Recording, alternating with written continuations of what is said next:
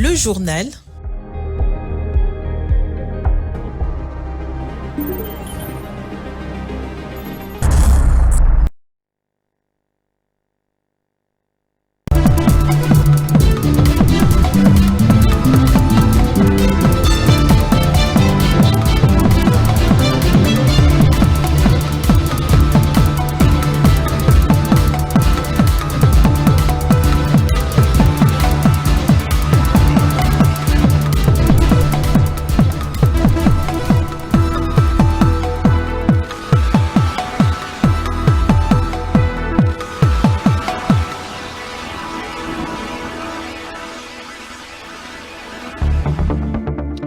Les États généraux de la justice ont débuté ce mercredi 6 novembre 2024 au centre financier de Kinshasa et prendra fin le 13 novembre 2024 sous les thèmes « Pourquoi la justice de la RDC est-elle malade et quelle thérapie face à cette maladie ?» Les détails dans ce journal. Et à l'international, l'Afrique héberge 30% de réserves mondiales de métaux critiques.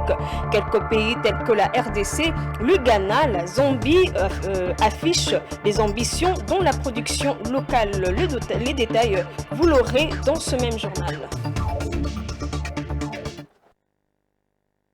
Encore une fois, pour cette grande édition du journal télévisé, Madame, Monsieur, bonsoir. Il est 19h à Kinshasa et 1 heure de plus dans la partie est du pays. Bienvenue à vous. Je l'ai annoncé au sommaire de ce journal. Notre appareil judiciaire sera restauré bon gré, mal gré. C'est avec ce mot que le chef de l'État a lancé les États généraux de la justice ce mercredi au centre financier de Kinshasa sous le thème « Pourquoi la justice congolaise est-elle qualifiée de malade et quelle thérapie face à cette maladie ?» Patience Lokeke nous en dit plus.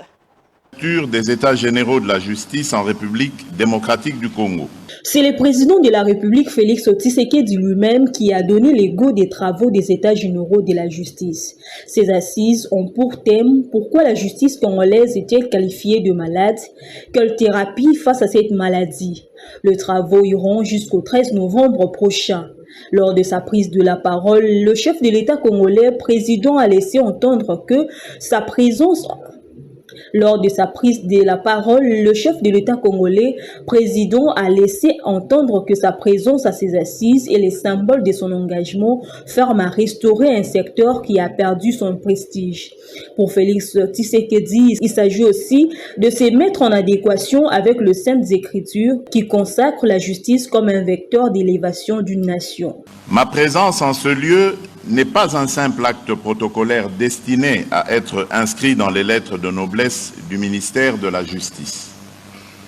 Elle est plutôt le symbole de mon engagement ferme de restaurer la justice de notre pays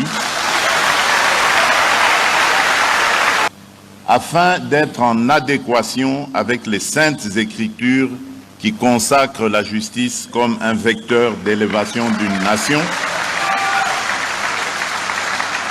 ainsi qu'il est écrit dans Proverbe 14, verset 34, « La justice fait la grandeur d'une nation ». À son tour, le ministre de la Justice, Constant Mutamba, est revenu sur le sens de ces assises. Les États généraux que nous sommes en train d'organiser, ce n'est pas un lieu de confrontation, d'affrontement entre le ministre et les magistrats et les huissiers et les avocats, les citoyens et les magistrats. C'est plutôt un cadre des prises de conscience collectives, des remises en cause systémiques et systématiques, des pratiques que nous avons observées pendant des décennies et qui malheureusement ont démontré leurs limites et ont détruit notre système judiciaire. Pour le président du Conseil supérieur de la magistrature, Dieudonné Kamuleta, le forum sera un moment de diagnostic sans complaisance. Je promets de me rassurer de la disponibilité des magistrats et de tous les personnels du secteur de la justice, désignés pour ces assises, pour un diagnostic sans complaisance des mots qui rongent les milieux de la justice, afin de formuler des recommandations qui cadrent avec les vraies réalités du secteur et qui tiennent compte des attentes de la population.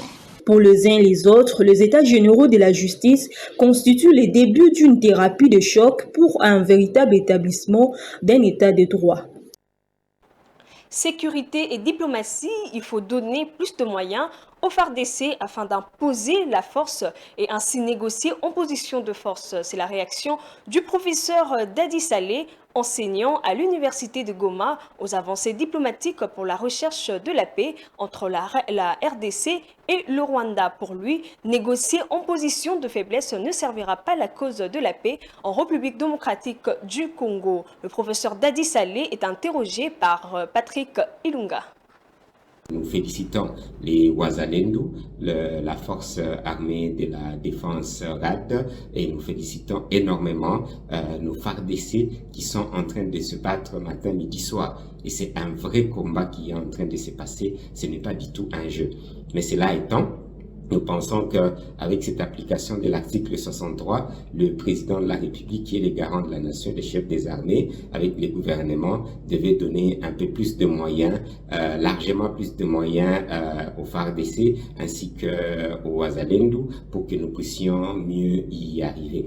Maintenant, on peut se poser des questions. Est-ce qu'il y a des contradictions par rapport à ces négociations, à ce qui se passe sur le terrain? J'estime effectivement qu'on doit plus se renforcer. Même si nous pouvons nous asseoir avec les Rwandais, c'est le sujet qui va être plus intéressant. Est-ce que nous leur demandons de se retirer? Qu'est-ce que nous demandons effectivement sur table? Et si nous le demandons en position de faiblesse, je peux vous garantir que malheureusement, ça ne servira pas à grand-chose parce que nous connaissons très bien leur objectif, c'est balkaniser la République démocratique du Congo et piller au maximum le minerai et les ressources de la République démocratique du Congo. Nous ne devons pas continuer un peu avec une politique d'Autriche et une diplomatie que j'estime un peu de naïve. On doit tous se mettre comme un seul homme et se battre pour cette nation. Opposition, majorité, église, société civile, tout le monde, nous devions nous battre nous devions nous mettre ensemble pour nous battre. Il n'est pas interdit de s'asseoir. Donc il n'y a pas de contradiction dans ce sens-là. Mais malheureusement, nous sentons que les gouvernements congolais et en grande partie les leaderships congolais misent un peu plus sur des négociations, comptent encore sur la MONUSCO, comptent encore un peu sur l'Ouganda, comptent encore un peu sur l'étranger pour espérer gagner cette guerre. Non. Parlons coopération bilatérale entre la RDC et la Grande-Bretagne. Les deux pays s'accordent pour une relation bilatérale croissante sur le plan sécuritaire. Le vice-premier ministre, ministre de l'Intérieur, Sécurité, Décentralisation et Affaires coutumières, Jacquemaine Chabani, a échangé ce 6 novembre avec l'ambassadrice britannique Alison King dans son cabinet de travail. Ce premier contact, qui s'inscrit également dans le cadre de suivi consulaire, va privilégier la relation bilatérale croissante entre les deux pays en appuyant et soutenant les efforts de la décentralisation déjà entrepris dans un pays aussi vaste tel que la RDC. La diplomate britannique s'est dite éclairée sur la vision et les priorités de ce ministère clé du gouvernement souminois. Je vous propose de la suivre. Très bien. Donc, c'était la première réunion avec le VPM. C'était aussi une question de voir ses priorités. Comment est-ce que le Royaume-Uni peut accompagner la RDC, ce ministère, dans les responsabilités qui sont assez lourdes, mais aussi essentielles pour l'avenir du pays. Je crois que nous avons plusieurs dossiers où on peut continuer à explorer les possibilités d'un accompagnement. Aussi, comme j'ai mentionné, on a abordé des discussions concernant le respect, les avancées dans la protection des droits de l'homme, ou de la femme aussi, parce que voilà, nous sommes des femmes. Je crois que ça a été une rencontre assez cordiale et on va continuer notre dialogue et voir comment est-ce que nous, soit en capacité de membre permanent du Conseil de sécurité aux Nations Unies, soit dans des autres domaines, on peut avancer ensemble. J'avais attendu et j'avais reçu une vision claire, aussi une idée plus précise des priorités du VPM et le gouvernement pour achever les objectifs, les missions du ministère. Et on a décidé de continuer avec des séances de travail. Dans l'arrière-pays, on parle encore de morts sur la route Kananga-Kalambambouji. Un accident de camion a fait 7 morts. La grande route, axe incontournable pour l'économie de la région, est souvent le théâtre de drames humains à répétition, aux grandes dames de la population. Suivez Francine Moukeba pour plus de détails. La route reliant Kananga-Kalambambouji au Kassai central a été le théâtre d'un tragique accident de circulation a coûté la vie à 7 personnes, dont 3 femmes. Ces tronçons, essentiels pour les échanges économiques entre la République démocratique du Congo et l'Angola, s'est de nouveau révélé dangereux pour ceux qui l'empruntent. Survenu dans la localité de Boulambula, en secteur de Miao, dans les territoires de Kazumba, l'accident a mis en lumière l'état précaire de cette route, bien que des travaux y aient été lancés il y a plus de 3 mois. Selon les informations fournies à Géopolis, sous couvert de l'anonymat, les drames s'est produit lorsqu'un camion circulant sur cette route accidentée s'est renversé, entraînant dans son basculement la vie de plusieurs passagers. Ces drames laissent des familles endeuillées, plongeant ainsi de nombreuses communautés dans la tristesse et le désarroi. La route Kananga-Kalambambouji n'est pas un simple axe routier. Elle est l'artère principale du Kassai central, reliant cette région enclavée à l'océan Atlantique par les ports angolais de Lobito. Ce corridor vital facilite les échanges commerciaux entre Congolais et Angolais, portant l'espoir de relancer une économie locale encore marquée par les difficultés. Malgré l'importance stratégique de cette route, son état reste déplorable et expose régulièrement les voyageurs et des risques. Les récents travaux lancés par Alexis Cizaron, ministre des Infrastructures et Travaux publics, avaient pourtant ravivé l'espoir des habitants de la région, lassés de voir des projets de réhabilitation trop souvent ajournés. Rentrons à Kinshasa pour parler de la vente en ligne. Le e-commerce continue de se développer en République démocratique du Congo, où il devient un moyen courant d'acheter et de vendre de produits et services en ligne, surtout dans la capitale. Rosie Chiyoyo nous en parle plus en détail.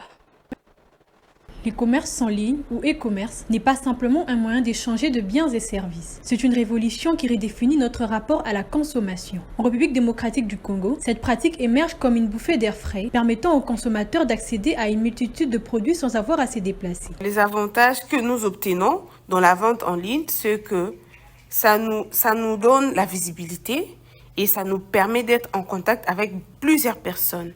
Si seulement l'article intéresse et tu peux appeler, tu appelles, j'ai besoin de ça et on te livre. Donc c'est un peu ça les avantages de la vente en ligne. Alors, on parvient à créer une bonne relation avec nos clients à travers les prix, la promotion et la qualité. Pour certains clients, les commerces en ligne favorisent beaucoup les déplacements car il est moins coûteux et permet d'obtenir la marchandise de son choix sans pour autant se déplacer. Ça facilite en fait parce qu'il y a des commerces en ligne où ils viennent eux-mêmes livrer la marchandise à la maison. Donc ça nous aide à rester à la maison, à ne pas sortir pour dépenser de l'argent inutilement. Parce que eux, quand ils viennent, ils fixent un montant précis, si par exemple ils viennent à la maison et que tu habites par exemple à Limité et par exemple ils sont en ville, venir à Limité ça coûte moins. Ils peuvent te dire non, garde-nous $2. Mais toi qui t'es limité jusqu'en ville, ça coûte en fait. Bon, je trouve ça c'est facile. Les e-commerce offrent aux acheteurs une visibilité inégalée, mais ils soulèvent aussi des questions cruciales sur la contribution à l'économie nationale. Trop souvent, ils échappent à la fiscalité, mettant en lumière les failles d'un système qui peine à encadrer ces nouvelles Eldorado commerciales.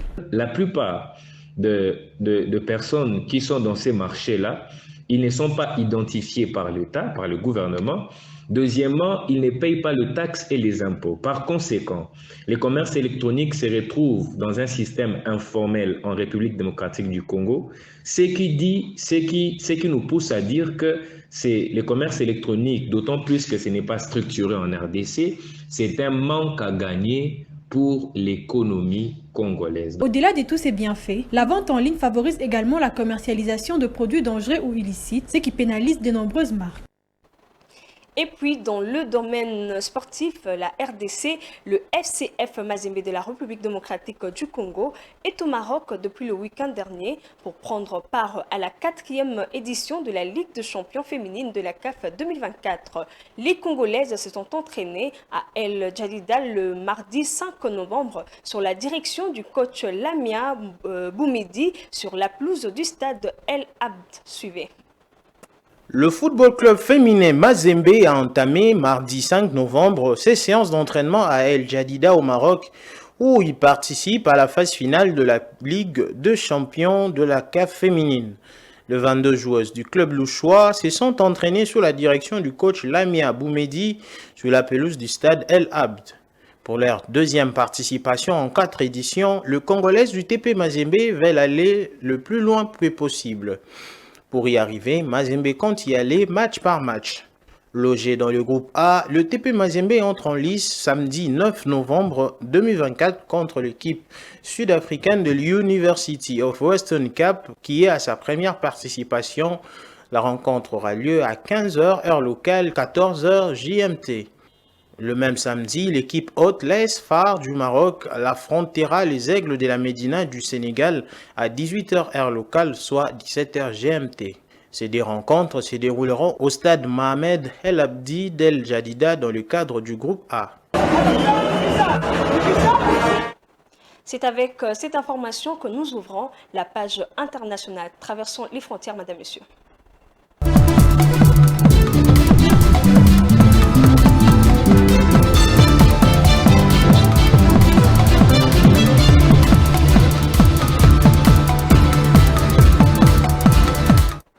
L'Afrique héberge 30% de réserves mondiales de métaux critiques, mais participe peu à leur transformation. Riche en cuivre, cobalt ou lithium, la RDC, la Zambie ou encore le Zimbabwe affichent des ambitions dans la production locale de batteries électriques avec de plans plus ou moins avancés comme au Ghana. Damani Mujinga nous en parle. Le Fonds souverain minier du Ghana veut investir 2 millions de dollars dans Castel Minerals, propriétaire du plus grand projet de graphite du pays. Les fonds serviront en priorité à poursuivre le développement de Kambale jusqu'au stade de l'étude de préfaisabilité. Le projet héberge 1,9 million de tonnes de graphite selon une estimation publiée en octobre 2023. Les termes du protocole d'accord avec Castel prévoit que le MIF aura le droit préférentiel d'acheter jusqu'à un maximum de 50% de la production de graphite. Alors que le gouvernement a déjà un accord avec Atlantic Lithium pour un éventuel projet d'usine de transformation du concentré de lithium bientôt produit sur la première mine du pays, ce nouveau développement traduit la volonté des autorités de faire du Ghana un producteur de batteries électriques. Le graphite et le lithium sont en effet utilisés pour produire ces batteries. Selon un rapport de la BAD, l'Afrique ne devrait capter que 55 milliards de dollars sur un marché des batteries et véhicules électriques estimé à 8 800 milliards d'ici 2025 si le continent se limite au rôle d'exportateur des minerais bruts. Alors que le marché est en pleine croissance, cet exemple montre la nécessité pour le pays producteur de minéraux utilisés dans cette industrie d'investir dans la transformation locale. Pour y arriver, plusieurs pays africains, dont le Ghana, ont déjà décidé d'interdire l'exportation à l'état brut de graphite, lithium et autres. Obtenir une batterie électrique nécessite aussi d'autres métaux comme le nickel, le cobalt, le cuivre ou le manganèse, autant de métaux que le Ghana ne produit pas. Pour le moment, le gouvernement ghanéen n'a pas encore présenté de plan concret relatif à son ambition de devenir producteur de batteries au lithium. Rappelons que le Ghana n'est pas le seul pays africain à s'activer pour produire des batteries électriques. La Zambie et la RDC ont un projet commun d'usine de batteries électriques alors que le Zimbabwe, premier producteur africain de lithium, incite les compagnies présentes dans le pays à transformer le lithium pour approvisionner directement l'industrie des batteries électriques. Découvrant à présent une tendance en plein essor en Afrique de l'Ouest. En Côte d'Ivoire, l'appétit de la classe moyenne ne faiblit pas pour le vin. Dans le pays d'Afrique de l'Ouest, l'une des économies les plus florissantes du continent, la boisson connaît une demande de plus en plus importante. Damani Mojinga nous donne plus de détails. Haut de gamme et parfois signe d'un raffinement social, le vin a de plus en plus d'adeptes parmi les membres de la classe moyenne émergente ainsi que les personnes de la tranche supérieure en Côte d'Ivoire. Bénéficiant de la croissance économique soutenue depuis la fin de la guerre civile en 2011, du développement du secteur de l'hôtellerie-restauration et du tourisme d'affaires, la demande de vin a grimpé au point de faire du pays le champion des importations en Afrique subsaharienne. Selon le dernier rapport du département américain de l'agriculture, le pays a ainsi acheté en 2023 72 000 tonnes de vin pour 64 millions de dollars. Ce montant est en hausse de 22% par rapport à 2022 et dépasse celui affiché par l'Afrique du Sud, la Namibie et le Kenya. D'après l'organisme américain, c'est l'Espagne qui pour l'essentiel profite de ce marché juteux. Le pays européen a expédié pour 67 934 tonnes de vin vers la Côte d'Ivoire, soit 88% des importations totales en volume pour un montant de 41 millions de dollars. En seconde place, la France qui a misé sur les vins le plus haut de gamme et de qualité tels que ceux de Bordeaux, contrairement à l'Espagne où les exportateurs ont plutôt fait le pari de produits plus accessibles et des cuvées d'entrée de gamme sur le marché.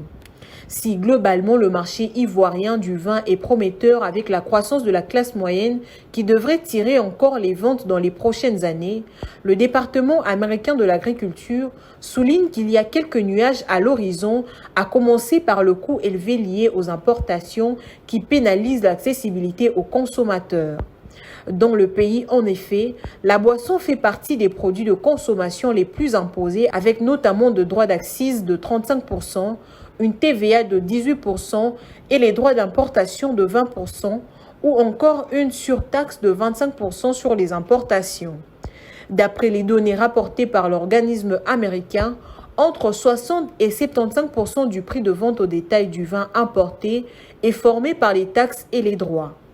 Avec la pression sur les pouvoirs d'achat des consommateurs liés à l'inflation, l'USDA indique que les achats de vin ont atteint 26,4 millions de dollars entre janvier et juillet dernier, soit 8 millions de dollars de moins que l'année dernière à la même période.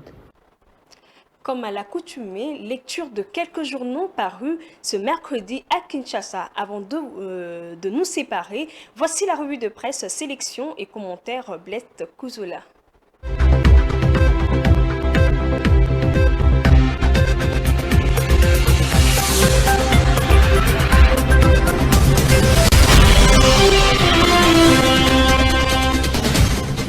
Bonsoir. Commençons cette revue de presse avec la référence plus qui titre « Crise sécuritaire dans l'Est de la République démocratique du Congo, le mécanisme de vérification ad hoc renforcé lancé à Goma ». Dans le cadre du processus de Luanda, les travaux de lancement du mécanisme de vérification ad hoc renforcé ont été lancés le mardi 5 novembre 2024 à Goma, chef-lieu de la province du Nord Kivu, et ce, conformément au concept des opérations adoptées le jeudi 31 octobre 2024 à Luanda par Kigali et Kinshasa. Ces processus visent à garantir la mise en œuvre du désengagement de forces rwandaises et la neutralisation de rebelles rwandais de forces démocratiques pour la libération du Rwanda en vue du rétablissement de la paix dans l'Est de la République démocratique du Congo. Ces travaux ont connu la participation de la ministre congolaise des Affaires étrangères Thérèse Kaikwamba Wagner, son homologue rwandais Olivier Patrick Ndungu-Guiere, ainsi que la délégation du facilitateur angolais conduite par le ministre des Relations intérieures Tété Antonio. Dans un autre registre, Géopolis titre « Conseil de droits de l'homme des Nations Unies, tir croisé entre Patrick Muyaya et la délégation rwandaise ». Il fallait s'y attendre, écrit le journal. La prise de parole par la délégation congolaise ne pouvait se passer sans susciter la réaction du Rwanda qui, à son tour, s'en est pris aux Congolais car, pense-t-elle, ce qui se passe en République démocratique du Congo ne peut pas être mis sur le compte du pays de 1000 collines. À partir de ces moments, le ministre de la Communication et Médias, Patrick Mouyaya, a démontré comment le voisin qui est pris la main dans les sacs continue à nier les évidences de sa présence sur le territoire congolais tout en soutenant ses supplétifs locaux. Terminons cette revue de presse avec cette information de la prospérité qui titre « États généraux de la justice, Félix Tshisekedi, le grand oral aujourd'hui ». Les États généraux de la justice ont débuté effectivement ce mercredi 6 novembre 2024 à Kinshasa au niveau du centre financier situé dans la commune de La Gombe. Plus de 3500 participants issus des différents coins de la République démocratique du Congo ont été conviés à ces assises qui vont s'étendre jusqu'au 13 novembre prochain. C'est le président de la République, Félix Tshisekedi, qui a ouvert personnellement cette session par une adresse devant tous les séminaristes. Il a défini les objectifs opérationnels à atteindre au terme du rendez-vous, a une nouvelle fois de plus mis en lumière ses attentes en tant que magistrat suprême pour le redressement du secteur de la justice en République démocratique du Congo. Fin de cette revue de presse. Merci de nous avoir suivis.